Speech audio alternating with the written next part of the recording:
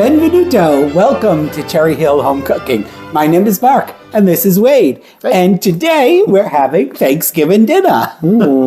We just wanted to take a minute to say hello to you guys.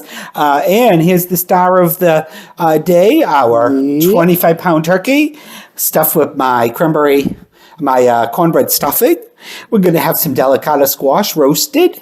We got our sweet potato souffle. We got some glazed carrots. We got cream pearl onions, which, by the way, thanks, guys. Everybody loves this recipe, especially around this time. Even just the last month, I think it's gone up 2,000 views. Yeah, number one. Yep, right now it's the number one video. Yep. And we've got some green bean casserole. Of course, we got one of Wade's favorite things in the world, canned ocean spray cranberry sauce. And of course, we got some potatoes, but I haven't gotten those done yet. I just took out my turkey. I'm going to cover it. I'll make the potatoes while it's resting. All right. I think that's all I got to say. Yeah. You got some other news? Yes. Well, Mark and I first want to wish you guys all happy Thanksgiving, or had a happy Thanksgiving whenever you see, depending on when you're watching this.